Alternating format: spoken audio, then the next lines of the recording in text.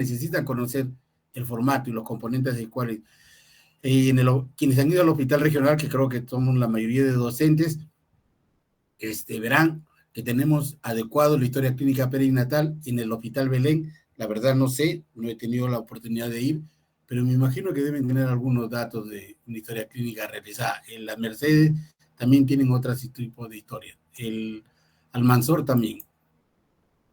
Entonces, 3 aspectos importantes de la historia clínica en el neonato es la detección precoz del problema al nacimiento, la prevención de futuras dificultades y la exploración de antecedentes maternos y familiares. Definitivamente, cada uno de estos tiene su importancia. En la exploración de antecedentes maternos y familiares, les cuento, llega una señora 4 de la mañana a una emergencia en trabajo de partos. He recibido en el tópico de ginecobstetricia, supuestamente le toman los exámenes. Sí, a las 6 de la mañana ingresa a sala de partos. Imagínense 6 de la mañana donde la mayoría está descansando probablemente. Acuden a sala de parto ya dilatada, completa. No le da tiempo al personal de salud de colocarse los implementos adecuados para la atención del parto. Entre en contacto con la rotura de las bolsas y entre en contacto con el líquido amniótico. El personal de pediatría recibe al recién nacido, sí, un niño vigoroso, con llanto, ok, se indica contacto piel a piel con la madre e inicio de lactancia materna dentro de la primera hora, ok, excelente.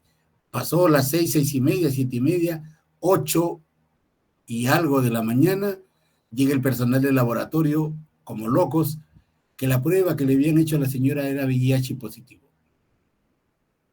Faltó información, ¿verdad? ¿Cuáles fueron los problemas? Primero, al personal de salud que no habían entrado en contacto con líquido amniótico. Probablemente haya hecho una enfermedad y esté con tratamiento, la verdad que no lo sé. El recién nacido, si no había tenido contacto o no venía enfermo, al comenzar a recibir lactancia materna se infectó. Entonces aquí faltó información, ¿sí? Entonces es importante ese trío de cosas que le he puesto, ¿no? La historia clínica perinatal es un conjunto de documentos personales sobre el estado del recién nacido. Se basa en un modelo estandarizado de registro de datos que nos debe permitir recoger toda la información de manera esquemática, además de todos los datos que tengan relación con la situación actual del paciente, va a incorporar los antecedentes de personales y familiares de lo de la madre y de lo que tiene que ver con la salud biopsicosocial. Nuevamente, para mostrarle ese trío, pasos. Algo pasó. Entonces, también incluye el proceso evolutivo, tratamiento y rehabilitación. Claro, la historia clínica no solo se limita a hacer una narración o exposición de hechos, sino que incluye, como le decía cuando empezamos la clase la vez pasada, que hay documentos, ahí se anota procedimientos que realizamos, por ejemplo, punción lumbar, cateterismo de los vasos umbilicales, colocación de un tubo endotraqueal, ¿sí? ¿No? Y para realizar todos estos procedimientos hay que tener el consentimiento informado de la mamá, del papá o de algún familiar. Sí. Les manifesté que hoy también hay una institución que pertenece al Estado que obliga a que los padres y madres firmen un consentimiento si permiten que el alumno participe en la evaluación de sus recién nacidos. Les cuento, un estudiante de una X universidad llega a la emergencia preocupado porque sabía que su señora estaba gestando y que su niño venía con una malformación congénita, era una gastroquisis. Se produce el nacimiento a pesar de toda la información, sí, y el problema viene al margen de lo de esto, sino que a la hora que se le hace firmar las hojas de la historia clínica de consentimiento para permitir si el estudiante puede evaluarlo, dijo que no. que no permitía que su hija sea evaluada por estudiantes, siendo él un estudiante de medicina del último año. Entonces, ¿qué somos, verdad? Pero lamentablemente tenemos que hacer firmar todos estos documentos a los padres y decir si nos van a permitir ahora. Hay limitaciones ahora, pero esperemos que esto se supere. Entonces, la historia clínica es un documento válido desde el punto de vista clínico y legal. Hoy la ventaja es que en el hospital regional tenemos la historia clínica, la evolución lo tenemos computarizado, ahí guardado. Todos los días hacemos la evolución, ¿no? Y ahí se guarda. Entonces, todo lo que se queda ahí ya no se puede después modificar, ¿no? Entonces, es un documento. Recuerde, por ejemplo, yo personalmente tengo una letra pésima. Cuando yo escribía mis evoluciones, nada me entendía. Cuando nos llevaban a la fiscalía, tenía que volver a repasar todo titito porque la verdad que es una letra. Pero ya ahora, teniendo computarizada la historia clínica, nos ayuda bastante.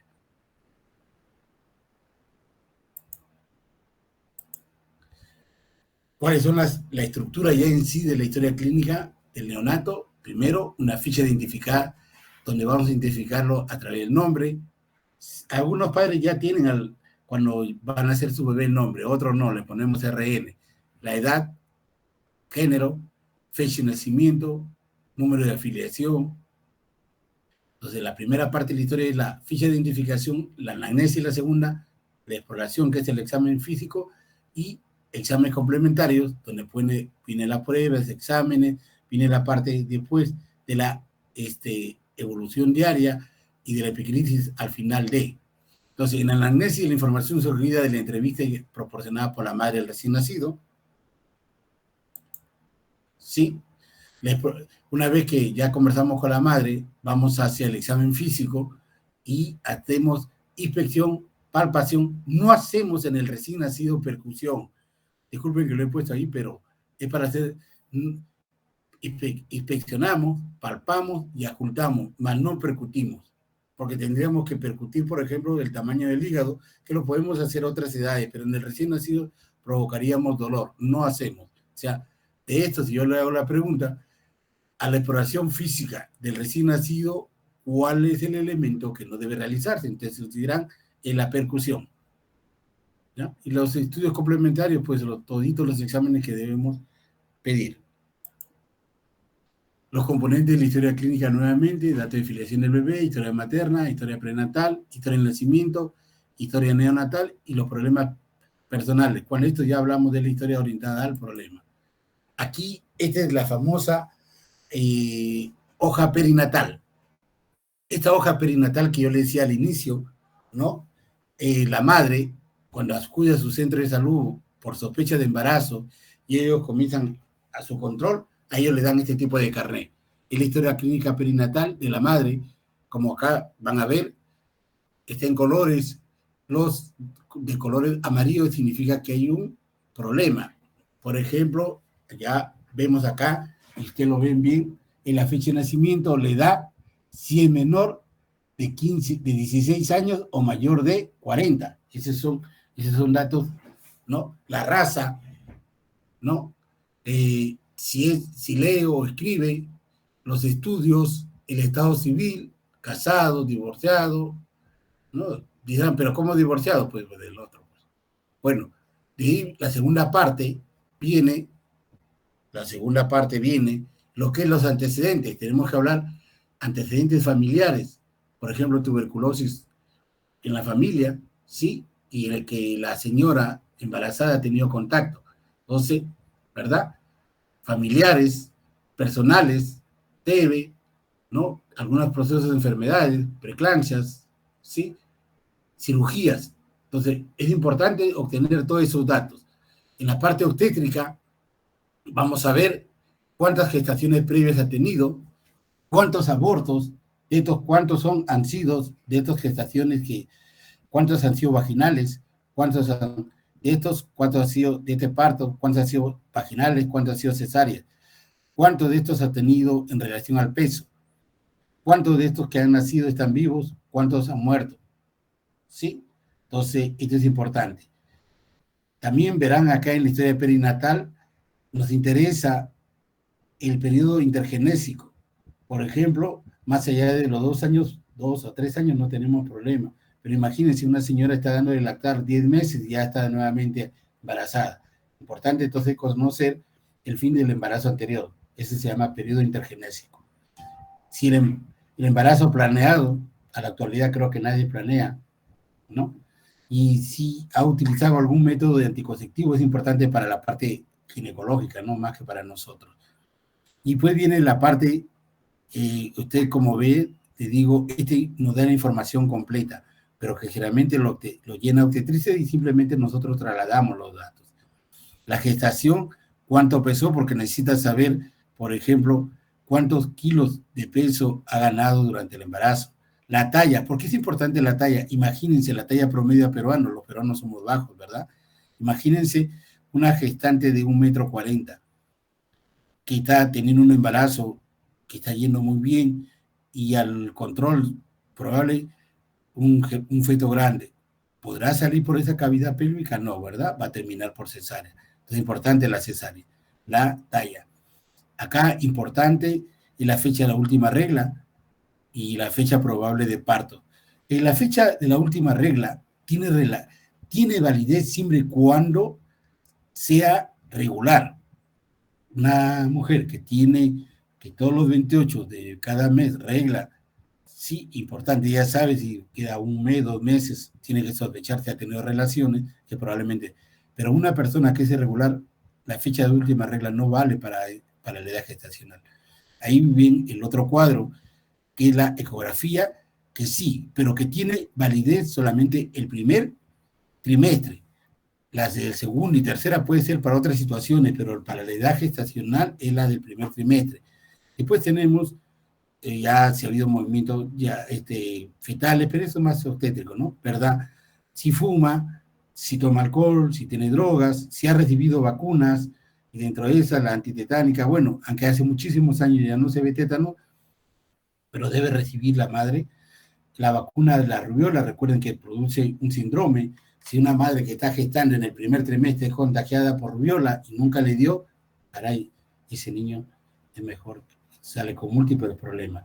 El examen que se le hace a la madre desde el punto de vista odontológico de las mamas y del cuello uterino. Hace estudios y se manda a bacteriología. Es importante también conocer el grupo sanguíneo de la madre. ¿Por qué? Si la madre hizo positivo y el papá es A, entonces puede ser que el producto salga A positivo y haya una incompatibilidad. La realización del Papa Nicolás, bueno, para obstetricia, ¿verdad?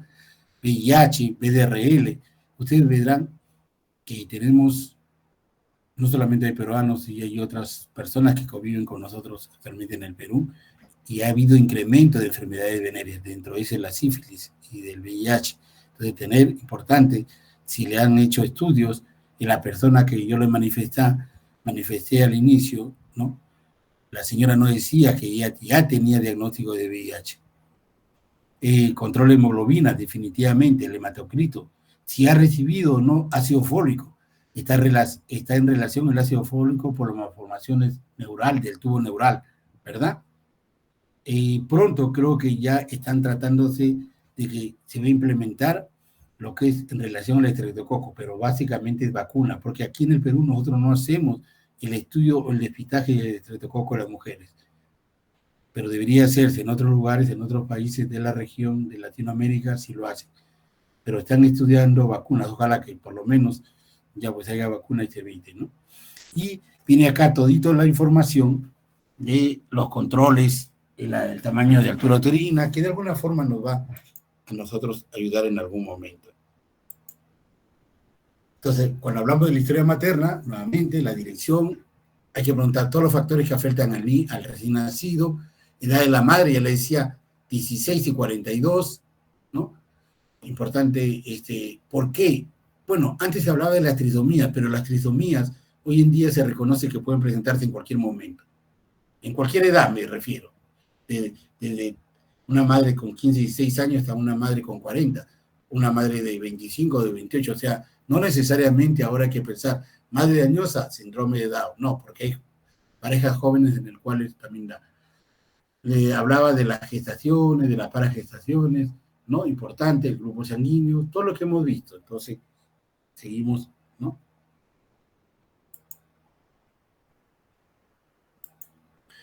Entonces, el último periodo, ya lo que le habíamos hablado, el periodo menstrual, de la fecha esperada del nacimiento, el primero, segundo trimestre, todas estas cosas.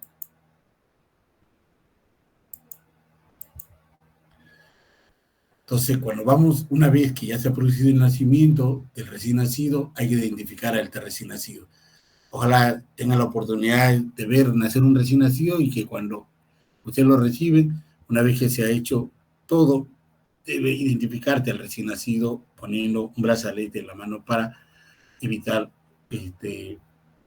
pérdidas, ¿no? O intercambio de niños. Aunque esta parezca algo de risa, pero se han confundido. Y hasta que uno cuando recibe el recién nacido, apenas lo recibe, tiene que decir el sexo, masculino o femenino, o no identificable. Tuvimos la oportunidad, ingresa el equipo a tener un parto normal, afuera esperaba el padre y entra en contacto con una persona que no tuvo en el parto, que no tuvo nada que ver, y el padre le pregunta, ¿qué fue mi hijo? Y las personas le dicen, fue masculino. Ah, perfecto, excelente, ya tengo hijo varón. Termino de atenderse el parto vaginal, todo. He llevado a la atención inmediata el recién nacido, pasa todo, el papá reclama de que, por favor, le dejen ver a su hijo. Y le dice, señor, usted no ha tenido hijo, usted ha tenido hija. No puede ser, si a mí ha salido una persona y me ha dicho que es hombre. Un problema legal. Solamente porque el personal de pediatría y el personal de obstetricia se olvidaron de decir al momento de nacer y enseñarle a la madre los genitales, hubo un problema. Una denuncia que se habían robado un niño. Esto llevó a una cuestión legal donde se tuvo que hacer un examen, sí, genético para determinar. Además, el padre aprovechaba que quería sacar dinero. Gracias a Dios, cuando teníamos los resultados, porque todo fue un problema legal, los datos de la niña coincidían con el padre y de la madre. Ahí nomás terminó toda la historia.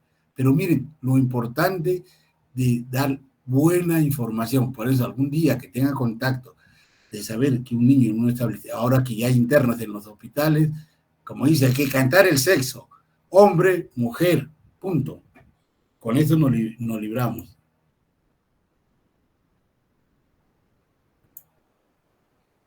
Historia importante, cuando ya nació y no hemos tenido el contacto con el recién nacido, pero vamos a pasar la visita el día siguiente, hay que saber, a ver, me dicen ustedes qué tipo de, ¿cómo ha venido? Cefálicos, transversos, de potito, parado, ¿no? ¿Cuántas horas inició el trabajo de parto? ¿Cuántas horas de rotura de membranas? ¿Sí? ¿Cuántas entre el nacimiento y la rotura? Hablamos de rotura, dice un par de horas, excelente. Esta señora ha venido con una rotura de 20 horas. Definitivamente el recién nacido va a tener una probable infección. Rotura prolongada de membranas, 4 o 5 días hospitalizada en esa madre con embarazos, ¿no? De pronto quieren tratar de madurar al recién nacido, pero ya tiene una rotura, hablamos de rotura prematura. O duración del parto, ¿cuántas semanas? 28, 30, 34, 36, 39, 40, 42, ¿no? Es importante. Esta es la parte que ya nos corresponde al recién nacido, ¿no? Ven acá ustedes, nuevamente la historia perinatal, el nacimiento, si nació vivo o murió, la hora, el día, si ha sido parto único o múltiple, si el nacimiento ha sido espontáneo, si ha sido cesárea, si ha sido necesario force. Bueno, les digo que el force hace más de 25 años que ya no lo veo utilizar. El vacuum yo nunca no lo he conocido, pero el force sí. Fue cuando estuve en primer año en la residencia, hace 800 años. Acompañante, bueno, en algunos lugares se está exigiendo de que la señora que está dando a luz debe tener una persona acompañante. Ojalá en algún día eso cambie, porque sí, es importante que estén ahí. La posición de parto, recuerde que en los hospitales más que todo ha sido por adecuación al médico, al que atiende el parto, no por la posición de la madre, porque algunos lugares las señoras lo hacen en cuclillas, paradas, sentadas, ¿no? Pero bueno, la posición del parto se refiere a eso, ¿no? episiotomía, desgarro, oxitocina, ya le corresponde a los ginecólogos, pero sí nos corresponde a nosotros la placenta. ¿Por qué? Por la característica, si tenemos un recién nacido RCU, retardo de crecimiento uterino, hay que ver cómo está la placenta, si la placenta está envejecida o no. El cordón umbilical, que tiene que ver en relación si es más allá del minuto o antes del minuto, ¿verdad? El uso de algunos medicamentos. En cuanto al recién nacido, tenemos que poner el sexo, si es masculino, si es femenino o no identificable. Cuánto pesó al nacer, si es por encima de 2.500. Acá estamos utilizando los 2.500 de la clasificación de la Organización Mundial de la Salud. Tenemos que poner acá el perímetro cefálico. Recuerde que tiene que estar en relación también el perímetro en el percentil entre el 10 y el 90, para no hablar de macrocefalia ni microcefalia, ¿no? El tamaño, la edad gestacional confiable, ya sea por el periodo menstrual de la madre, por ecografía del primer trimestre o porque se realiza la evaluación. El peso, ponemos ahí, es adecuado, es pequeño, es grande. Miren nuevamente, ya estamos hablando al inicio, la clasificación en base al peso. Acá ya estamos en relación a la edad gestacional y el percentil. Recuerden, percentil 10, percentil entre percentil 50, 90 hacia arriba y 10 hacia abajo. El Algar al minuto y a los 5 minutos, que nos va a hacer ver cuál es la transición que ha tenido este recién nacido. Si me dicen que el Algar a los 5 minutos ha sido 3, estaríamos hablando de un niño que ha tenido o presenta asfixia perinatal. La reanimación, si fue necesario estimularlo o no, o simplemente al sacar la cabeza comenzó a llorar. Fallece en la sala de parto, ¿no? O si es un establecimiento que no cuenta con las características para recibir a este recién nacido, lo tiene que referir. Bueno. ¿Y quién atendió el parto? Ginecólogo, obstetra, obstetriz, residente, interno o alumno. Tenemos que poner ahí, pero generalmente aparece el nombre del asistente, pues porque no podemos poner el nombre ni del alumno ni de un residente, porque la responsabilidad es de nosotros. Abajo también tenemos para ver defectos congénitos. Cuando un recién nacido, con él, estamos hablando de más, cuando se produce el nacimiento, una cuestión es el alga, pero también sirve la adaptación al medio interno, pero también sirve para detectar los defectos congénitos, si estos son leves o si son grandes, ¿verdad? ¿Qué enfermedades estamos encontrando? Tamizaje neonatal, bueno, ahorita les digo que hay tamizaje auditivo que se debe realizar en los prematuros, tamizaje cardíaco que se debe realizar a todos los recién nacidos pasados las 48 horas, que simplemente el tamizaje auditivo sí es un poco complejo porque se necesita tener aparatos especiales. El tamizaje cardíaco, simplemente tener un saturómetro neonatal, ¿sí? Y uno que justo nos va a decir la saturación y la frecuencia cardíaca. Con eso nosotros podemos detectar, con el uso de un oxímetro de pulso neonatal, si vamos a tener un futuro cardiópata. El puerperio ya le corresponde pues, a obstetricia, pues, ¿no? Y el egreso del recién nacido, importante que debe irse, debe irse con peso al nacer, el peso y el peso al alta, ¿no? Esto nuevamente para seguir mostrando. Otro, y de todo lo que hemos visto, siempre es importante ver qué otros factores de riesgo se da. Por ejemplo, la fiebre materna, ¿sí? Sufrimiento fetal, el líquido meconial ha sido sangrando, si se ha desprendido la placenta, o el líquido ha sido fluido de color verde, limón, o ha sido espeso. El volumen del líquido amniótico, hablamos de oligohidranio cuando es poco, o polihidranio cuando es demasiado. Hay que ver si ha recibido analgésico, ¿no? La señora en sala de operaciones, y si ha analgésico, algo para calmar el dolor, o ha sido necesario el uso de anestesia en los casos de cesárea. Aunque en algunos lugares las señoras optan por parto sin dolor, donde se le coloca un catéter dirigido hacia la columna, le ponen un analgésico y el producto se nace, ¿no? Y la señora no siente dolor, pero el que tiene problemas es el recién nacido, ¿no? Se ha dejado de hacer por los problemas que puede ocasionar.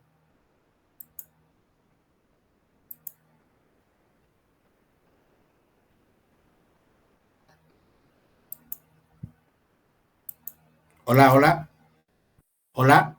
Sí, doctor. Estamos ahí, ¿verdad?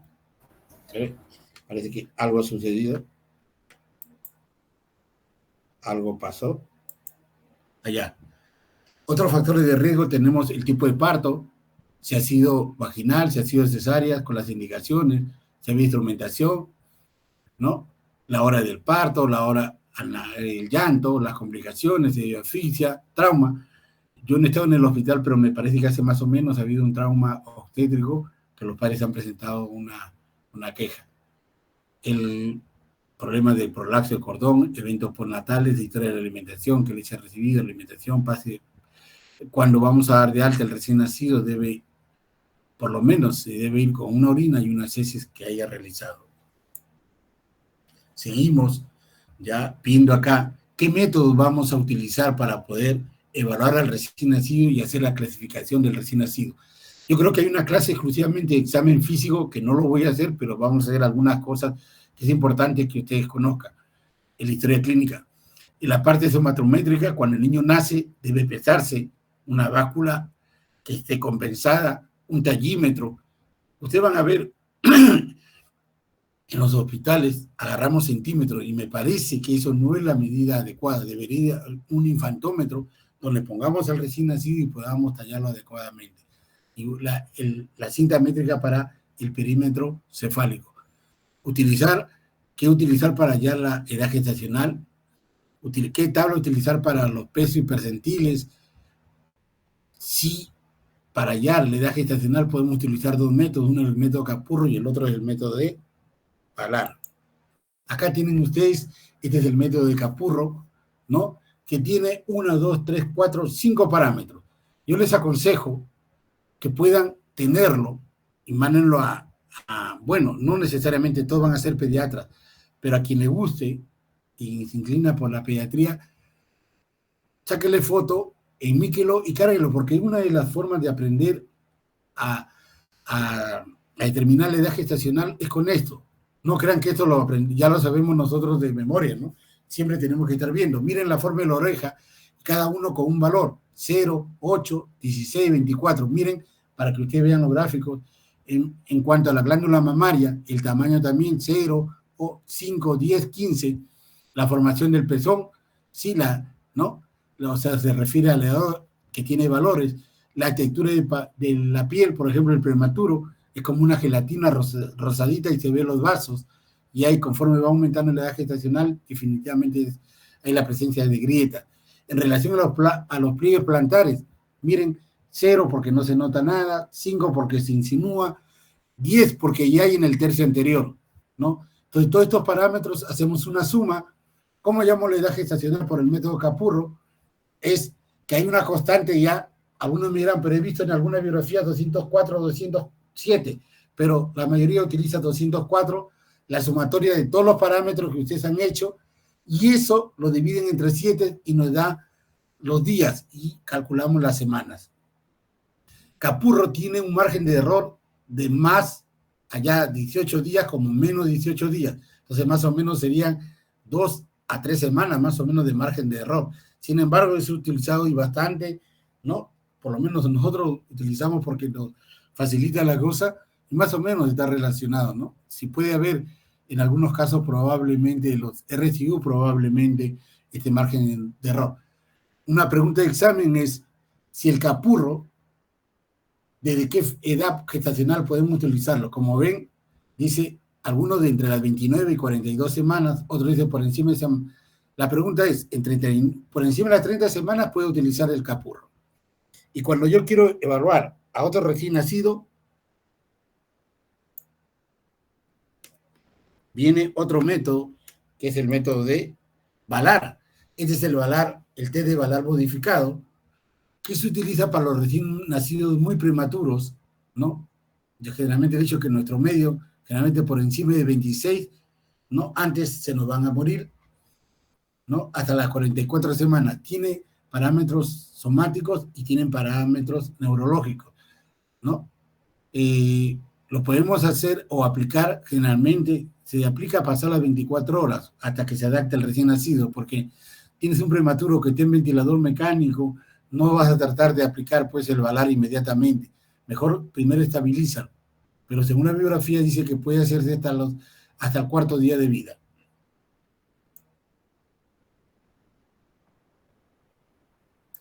Estos son los parámetros neurológicos, ¿no? La postura, la ventana en relación a la mano, el rebote, cuando el bracito se cruza o no la línea media, el ángulo popliteo, los signos de la bufanda, ¿no? Talón, oreja, más o menos sumado cada uno de estos parámetros nos permite hallar por el método de VALAR qué edad gestacional tiene, pero más lo utilizamos para los prematuros. De acuerdo a los puntajes que nosotros vamos a decir la edad gestacional que tiene por VALAR. Entonces, el segundo método que nos sirve para hallar edad gestacional es Kapur-Rorcaver, VALAR. ¿Y por qué otro método podemos hallar la edad gestacional? Por la último periodo menstrual y por la ecografía del primer trimestre. Otro test que nos permite evaluar al recién nacido es el test del Apgar, que nos va a permitir cómo se adapta el recién nacido de estando un medio intrauterino al medio extrauterino. El Apgar no sirve para decidir si voy a reanimar o no, porque si el niño nace deprimido, no respira, yo tengo que, apenas ya veo que no respira ni llora, y yo tengo que estar pensando que voy a reanimar. ¿Sí? Entonces, el Apgar no sirve para reanimar, sirve para ver la adaptación del recién nacido. Entonces, la valoración va 0, 1 a 2, donde va a ver qué parámetros: latidos cardíacos por minuto, el esfuerzo respiratorio, el tono muscular, la irritabilidad refleja, el color de la piel. Cada uno de acuerdo a uno que va observando, con la experiencia va poniendo un punto, 2 puntos, al minuto sumamos, y a los 5 minutos a veces nos vamos hasta los 10. De acuerdo al Apgar, vamos a valorar, decimos, el recién nacido es catalogado como vigoroso cuando su puntaje de Apgar es de 7 a 10. Hablamos de depresión leve, si es menos de entre 4 y 6, y hablamos de depresión severa cuando es 3. Una cuestión, esto estaríamos hablando al minuto, pero si hablamos de un Apgar menos a los 5 minutos, menos de 3, estaríamos hablando de asfixia. No lo voy a confundir, solamente tengan esa idea. Aquí ya, como hemos visto, la historia clínica perinatal, cuando el recién nacido va a llegar a nacer en el hospital. Probablemente recibamos en la emergencia, ¿no? Y después se hospitalice un recién nacido de otro establecimiento. Ahí utilizamos la parte de la historia perinatal en lo que es la hospitalización, que es lo que yo les decía. Bueno, lamentablemente no lo tenemos implementado en el hospital, la historia clínica perinatal neonatal, esta parte de hospitalizado, pero les digo para que ustedes tengan un dato, ¿sí? Donde tienen que ver, bueno, conocer todos estos datos, que es importante, ¿sí? La madre, viene acompañada la madre, no, o algunas veces sí, nació se está refiriendo de sala de partos a la UCI, viene de otro hospital, no, viene de un domicilio, ¿sí? Condición de salud, hay que ver si se está transportando de un lugar, en qué, vía aérea, vía terrestre, vía acuática, ¿sí? Cuánto tiempo duró, vino con apoyo de oxígeno, ¿sí? Vino con aplicación de drogas, ¿sí? La hora en que ingresa al servicio de hospitalización, sea la UCI neonatal o atención inmediata o a neonatología, y valorar si viene con distrés respiratorio, si viene pálido, si ha orinado o no. Entonces es parte de la historia clínica. Esta es la otra parte, la parte reversa, qué patologías estamos sospechando, el tratamiento. Miren, simplemente es marcar, ¿no? Cuidados respiratorios, si ha tenido cirugía, todo en relación al crecimiento, y en la parte inferior, cuando el recién nacido se va. Y aquí es una hoja, ¿no? Para hacer los tamizajes e inmunizaciones que recién, ahora sí, por ejemplo, en el hospital ya se permite que, por ejemplo, el niño de 2, 3, 4 días llega la enfermera a colocar vacuna. Recuerden que el recién nacido recibe 2 vacunas, la BCG y la hepatitis B. El problema de la BCG, como que viene en frasco para 10 niños, y supongamos que solamente hay 2 niños en el servicio, no se puede desperdiciar. Se se da una fecha y se cita a todos los recién nacidos para colocar la BCG, que es para evitar las formas graves. No, que se va a dar tuberculosis, le va a dar, pero va a evitar disminución de las formas graves. La hepatitis B ya está dentro del esquema de vacuna del recién nacido que debe aplicársele entre las primeras 24 horas. Y el tamizaje que ya les dije, el cardíaco se hace a las 48 horas. El auditivo que tenemos que hacer a todos en realidad a todos los recién nacidos, ¿no? Y aquellos también que hayan recibido aminoglucosia. Lamentablemente no lo hacemos en nuestro hospital. El examen físico, que ya no lo voy a hacer ahora, porque si hay una clase, lo podemos hacer en la práctica. Hay que observar al recién nacido como primer paso. El examen físico, cuando uno recibe, en basal de parto, recibe al recién nacido, ya está mirando todo, ¿sí? Ya está mirando todo ya el recién nacido, ¿no? Importante, o sea, el examen físico debe ser de cabeza hasta los pies, y es rápido para evitar que se enfríe. Si va a haber un ingreso, es ya la historia orientada al problema, enumerar problemas, 1, 2, 3, hay que elaborar la historia clínica orientada al problema, ¿sí? Hacemos una anamnesis igual, hacemos una evolución, procedemos a la toma de exámenes, identificamos cuáles son los problemas, si llegó deshidratado, histérico, ¿sí? Con respiración rápido, una serie de problemas que se pueden presentar. Importante también que ustedes puedan identificar cuando llegan los niños a la emergencia signos de alarma. Por ejemplo, cuando un niño se va de alta, decir que debe regresar si el niño presenta fiebre, aunque actualmente por el calor que tenemos siempre primero hay que descartar. ¿Cómo podemos descartar? Si está de fiebre, lo desvestimos al niño, esperamos. Si la temperatura tiende a descender, es por sobreabrigo, pero si a pesar de desvestirlo no se baja la temperatura, probablemente se trata de cuadro infeccioso. Las respiraciones, que ya ustedes lo van a conocer, entre 40 y 60 por minuto. La dificultad para succionar. Si está con una alorrea, sospechar que podría, si alorrea es abundante, sospechar que podría tener una atresia, una fístula, ¿sí? La presencia de vómitos, lo primerito que tenemos que, les cuento, pues, hace más o menos 10 días nace una recién nacido de sexo femenino, 37 semanas, en una clínica, sale de alta aparentemente bien, al tercer, cuarto día comienza a presentar vómitos y no toleraba la leche, ni la fórmula ni la leche materna. Ingresa por el servicio de emergencia, deshidratada, en mal estado general, sí, chocada. Entonces se le hacen estudios, ¿no? Está vitérica, se plantea trastorno de deshidratación, pero también se le toma radiografías y se evidencia una sospecha de obstrucción intestinal. Ingresa a la unidad de cuidados intensivos, ¿no? Y después evaluado por cirujano pediatra, se plantea pues una atresia ileal. La característica es que a los pocos días de haber nacido, fue tercer día, comenzó a presentar vómitos de tipo bilioso. Cianosis en relación, ya les decía que en la oximetría de pulso podemos descartar patologías como tetralogía de Fallot, ¿sí? Transposición de grandes vasos, solamente con el pulso, tanto a nivel de miembros, a nivel de pulsos femoral y a través de la saturación. La ictericia, ¿sí? Para ver si es por incompatibilidad.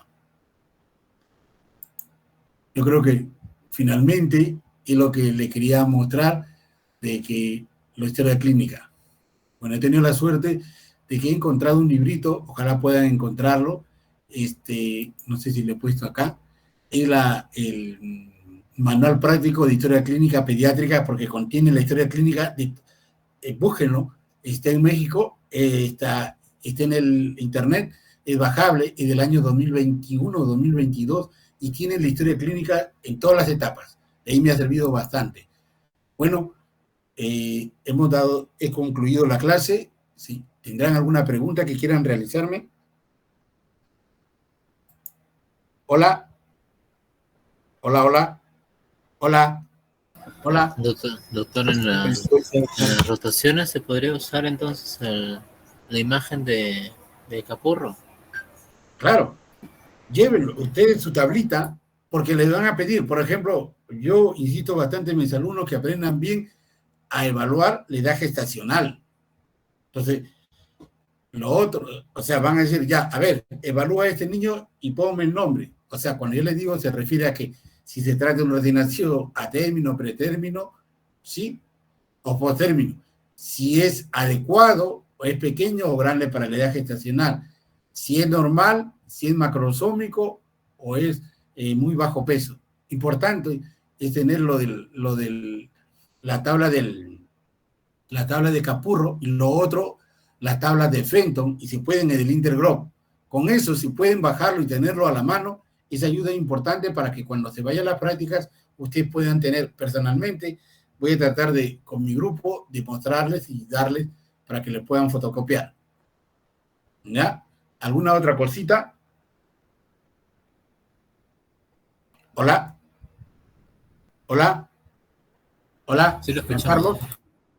Entonces damos por cerrado la clase y gracias pues muchachos. ¿Ya? Buenas noches. Buenas noches. Hasta luego. Hasta Gracias, luego. doctor.